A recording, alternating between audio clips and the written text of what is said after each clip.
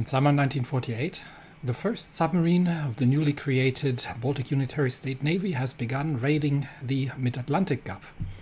And while the Allies are managing to defend everything on the other side, somewhere around the Labrador Sea, as well as the North Atlantic Ridge, the mid-Atlantic gap as well as the mid-Atlantic seabed are not actually covered by their convoys, which makes them prime territory for submarine raiding. Unfortunately, we don't have quite the range to cover the mid-Atlantic area as well, but maybe we can just add that, and we will be adding an additional submarine soon once it's finished training to see how many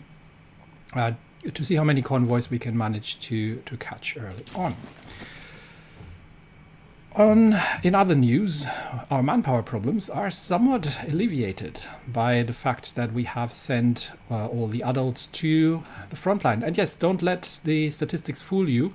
The people who are currently serving at the front lines are the adults, the children, the invalid and the elderly. And the factories are actually being maintained by enemy prisoners of war and similar elements. Unfortunately, this is somewhat detrimental to our factory output and general construction, so we've got a pretty hefty debuff on these things. That said, the fortification line in Scandinavia is almost done, and we are refortifying the land borders to the Polish Republic. The Soviet Union is of concern because the Allies, despite the fact that China has entered the war, are making headway here.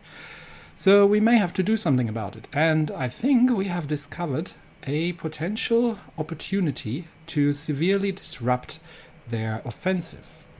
Given the fractured nature of Allied control, it turns out that the Polish Republic has taken over most of the infrastructure that is supplying the front line. And all that infrastructure is funneled through a relatively narrow gap, which means that if we're looking at the supply mode here, there is a conspicuous single railway that is connecting Moscow and Minsk, and in return all the way to Warsaw, which means that if we were to cut this railway, that would severely interrupt the Allied supply situation. Now, it wouldn't completely destroy it because they are holding the port of Rostov, which means they can supply through the Black Sea and find alternate routes, but it would certainly play havoc with things. So making a push south of Vitebsk into the sea, where we are actually within visual range of that railroad, would be an interesting proposition. And that might be the reason also why the Allies have been so adamant of attacking Vitebsk and trying to break through here, because they are realizing the danger that we are posing to their supply lines. And to do that, we are going to need a bit more firepower. And for that, we are going to revisit the Panzer division that we have right now, which is not a terrible division, but I think we can make that somewhat better. So let's see. First things first, we're going to leave a line of tanks in there and mechanized infantry, but we're also going to be adding self-propelled artillery.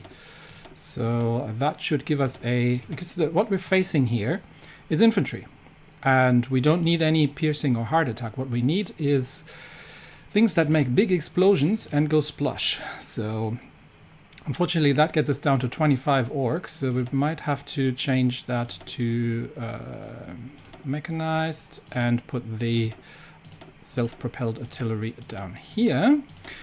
Thanks to the cavalry spirit, we can add mechanized infantry for free, which means we don't have to spend army XP on it. Now that's a little chonky. We might reduce that a bit and see. Let's get it down to like 30 maybe. We're not specialized in these kind of divisions, but we don't need the support artillery. Instead, we're going to get the flame tanks in. Do want to leave the AA in and the engineer company, because that does help with movement quite significantly in certain areas. Although for a tank division, I mean, against fortifications it's quite useful. So yeah, we'll leave it in. We probably... I don't have a logistics company actually, so we do want probably recon. I'm gonna go with motorized recon because it gives us the best movement bonus in areas where I actually want to fight, like planes. And then probably still pays to be conservative, and we can use the either the field hospitals, which is going to also reduce the experience loss and quite some things. Alternatively, we could get the support artillery back in, or a maintenance company for yeah, we don't really need the maintenance company. I think we're good in terms of reliability. We're at 89% reliability. That's good enough, I'd say. So let's put the field hospitals in. And this is going to use a lot of supply. So we might shift it around a bit later, but that's a 30 org is a bit low, but we have almost 700 soft attack on this division. We still got 200 hard attack and a fair amount of breakthrough from the tanks. And a 90 armor. We'll see if that's enough. If that's enough to deal with the firepower that these divisions are bringing to bear. But we'll see how much that can stand. It's worth giving it a shot. The piercing isn't that great because this isn't meant to go up against enemy tanks. Now there is one tank division that we'll be facing here. There is a Polish medium tank division, but we'll see.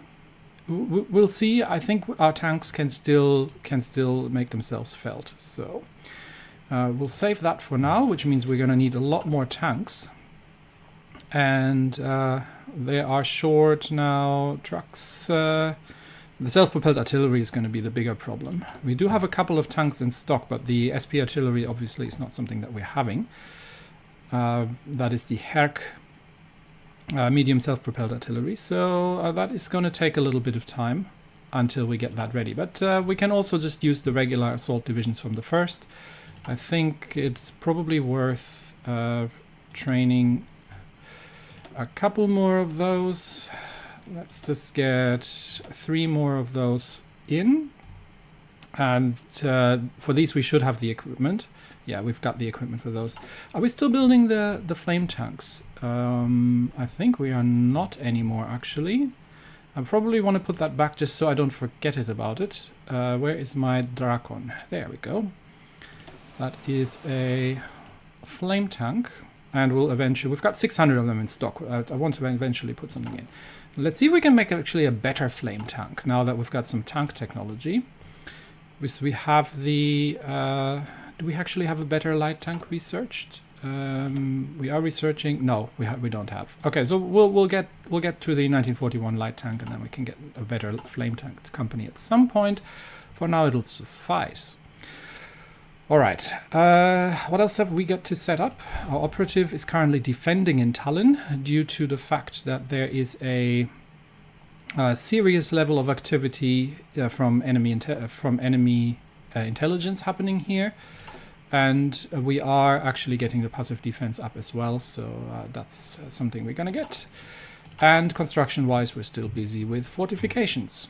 All right, I will cut ahead. I'll cut ahead this time. I'll not fast forward, but I'll cut ahead until we get... I'll start a second air wing here. I think we've got a couple of planes, probably. Yeah, we've got some Typhoons. That fighter wing needs to be... Yeah, on that equipment tag, please. And that can train up. Okay, we're training up the Typhoons for future use, and the submarines are... The second submarine is currently in training, but we'll join the other one in the area relatively soon.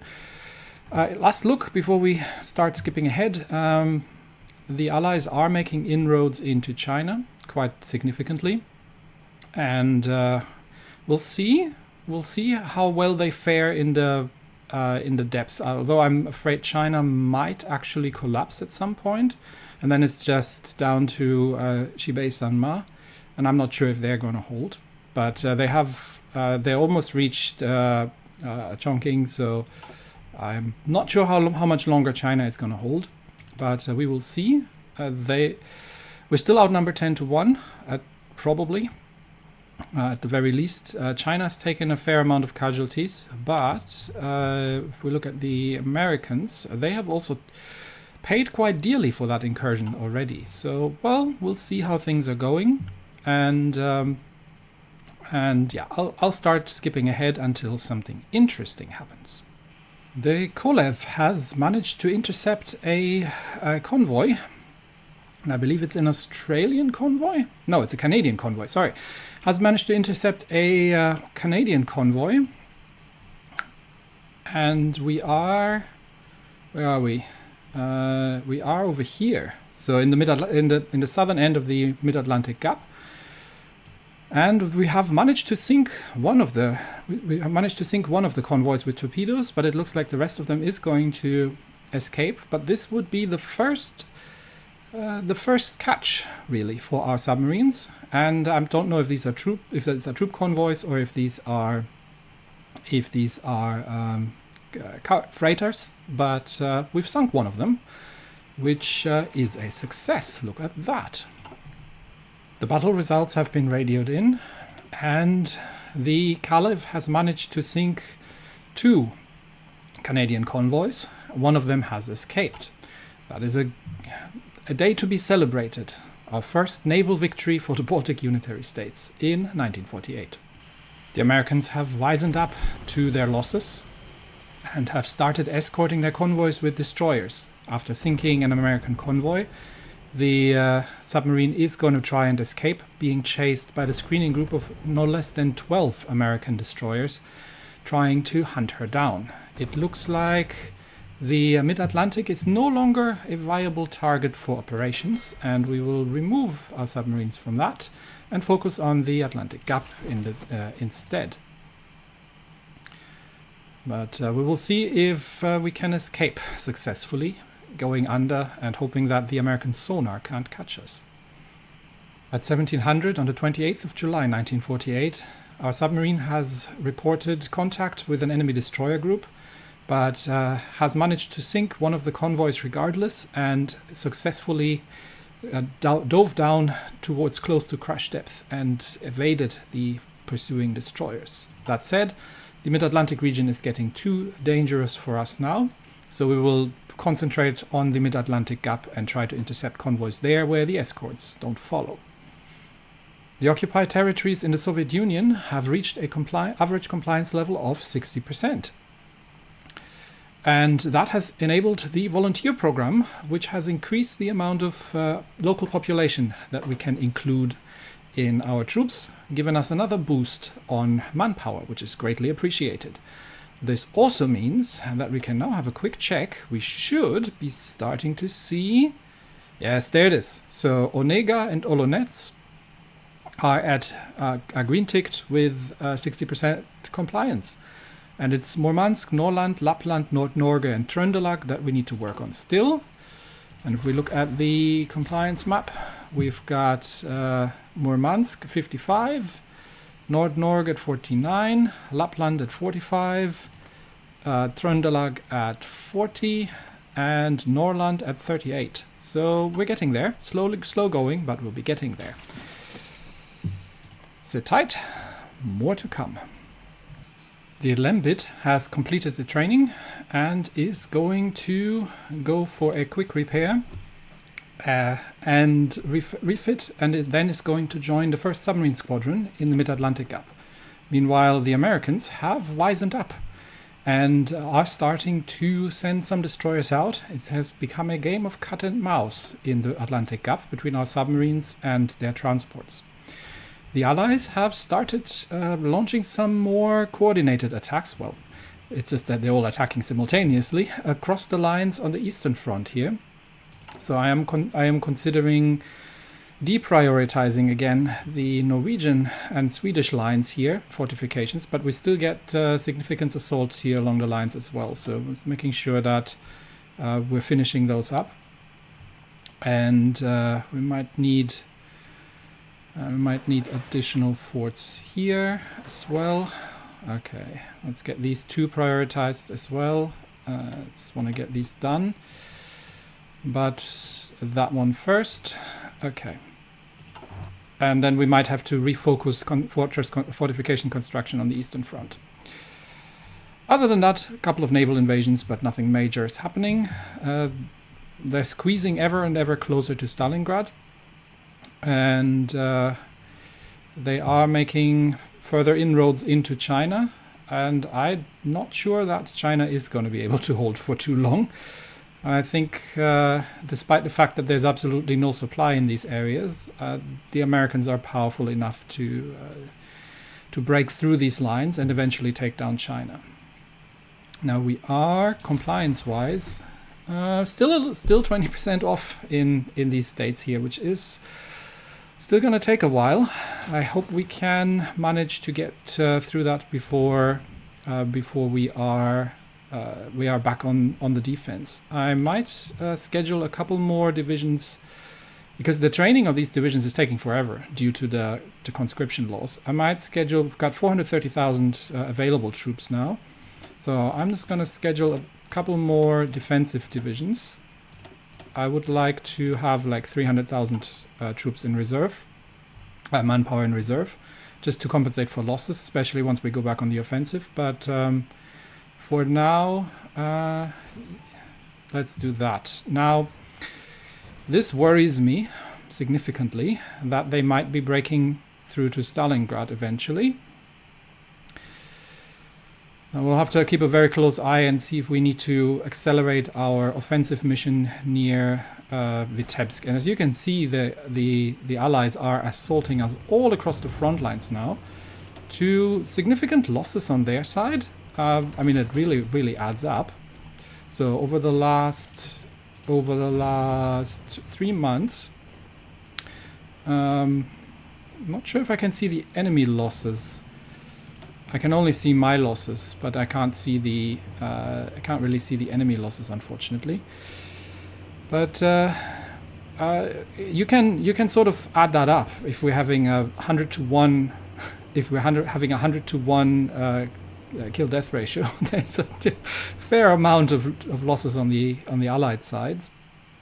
But yeah, I might have to refocus on fortress construction here a bit relatively soon. Also, we've got supply problems here again. I'm not sure if that's from bombing of infrastructure, potentially here in the north as well. But yeah, you see that they're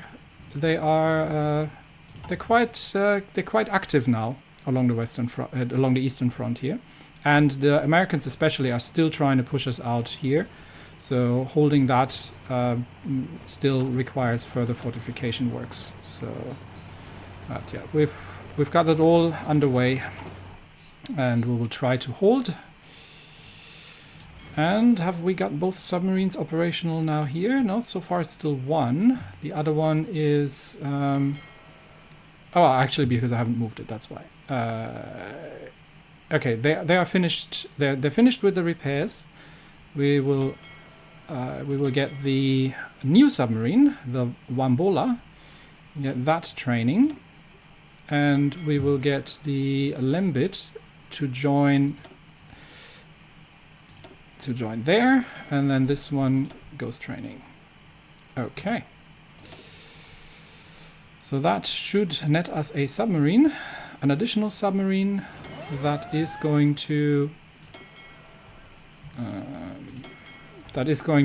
eventually, yeah, they're taking the northern route, eventually join in the Atlantic Ridge. And yeah, we're sinking convoys and managing to escape so far the pursuit of the escorting destroyers. Alright, back to naval invasions and fortification works. And yes, we have sunk 2 more Canadian destroyers, despite the fact that there were a bunch of I believe Dutch cruisers coming in to help. Hasn't helped them too much. Yeah, I'll go get back to strengthening our fortification lines and just balancing on the knife's edge. There's definite movement at the Soviet front, and the impacts of fire coming closer to Stalingrad means that I think we will have to accelerate our plans somewhat. How far is the Soviet Union? 78% towards capitulation. I think if they are breaking Stalingrad, it's going to get really, really tight for the Soviets. So I think what I'll do is I could deploy these tank divisions. The problem is we don't have the self-propelled artillery at this point. So instead, I am going to deploy these 3 divisions here, and we'll see where we put these. They will need to train in the field, but we will bring them towards we'll add them to an army first. We'll bring them over to near Vitebsk, and they will train in the field. That's 3 divisions that we can use to try and break this. Unfortunately, I don't think we can bring much more we can bring much more in. How are we on supply here? That is a supply hub. So I think we've got the supply. We'll bring these 3 divisions over, get them trained up, and then we will try to launch an assault at the railway line between Kiev and Smolensk. And we'll see if that's going to bring some relief to the Soviet front, because we have just repelled a major naval invasion attempt near Tallinn, and it looks like the Americans are refocusing again towards Europe, which means that they are probably somewhat finished in Asia. I'm not sure if these are still American troops fighting here or just general Allied troops, but I think China is going to fall probably within 1949, and if I don't do something, the Soviet Union will fall as well. And I think at that point we will not be able to hold the eastern flank anymore, and that will not give us enough time to build up the compliance here sufficiently to declare the empire. So we are going to need more troops, and we're going to need them quickly. I can, if I need to, deploy some of these, but I prefer to let them train up, and that should we can get a couple more queued up here because we've got a bit manpower again. This should give me almost another army that I can use for defensive purposes, so they could reinforce if necessary on the eastern flank here. But I also want to free up the 1st Army divisions here that are currently on defensive duty just along the lines here. So still extremely close. We're still not sure if this is going to go through. But we do have the 2 submarines now operating in the area here. And as you can see, they are hitting convoys pretty hard. And again, I can't really tell if these are troop convoys or not, but I wouldn't be surprised if they were troop convoys. So let's have a quick look just around and see how much we've impacted. Almost 1 million against the British, a couple of Canadians at this point already, and just a flat out million against the French. But we haven't seen Belgians for a while, or Dutch. The Czech are definitely showing up. Polish Republic, yes, they are still throwing their troops at us. And the Yugoslavians as well. Turkey by now is having a fair amount of losses as well. This is due to naval invasions and hopefully us catching the troops en route in the Atlantic. Kingdom of Greece is starting to see some losses. Obviously the Norwegians, the Danish, and the Americans all the way down here. 2.7 million from our side, China catching up. And the Soviets as well, quite significant from our side. So we are inflicting casualties, but we are still vastly outnumbered. We are trying desperately to build up the defenses on the Eastern Front to strengthen that while we're training up more troops. And the submarines are busy trying to do what they can to inflict convoy losses. And as you can see, with 2 submarines, I'm starting to, if they are undefended convoys in the Atlantic Gap, I'm starting to inflict some significant damage. But that's it for me today. The just hold operation will continue until we have the compliance here up. And then there are several strategic options. So the first offensive operation we'll do is here, trying to cut the railway line, and then we can either cut through Sweden and cut them off from the Baltic coast. There are two possible naval routes that'll allow them. So one thing I want to do is I want to free up all these troops here that are in coastal defense, and for that we have to close off the Baltic effectively, because right now they can invade us through Sweden, they can invade us through northern Germany here, that's currently under Polish occupation. But there are two naval pathways that we need to close off, one of them being the Kiel Canal and one of them being the Danish Strait. And for that we would need to capture everything up to what is this, Kristiansand, yeah. And the other one, we would obviously have to liberate Kiel, and that would be a push along the northern flank. And at that point, they would still have troops potentially at the islands and shipping, but at that point, we could close off the Baltic. The other alternative is that, and I think I'm going to favor that just because it allows me to concentrate my forces. The other alternative is to let them continue in Sweden. Maybe, what's the supply hub situation? Yeah, even if we take Stockholm, it's not going to make a massive difference in terms of supply, because they'd still be supplied from here.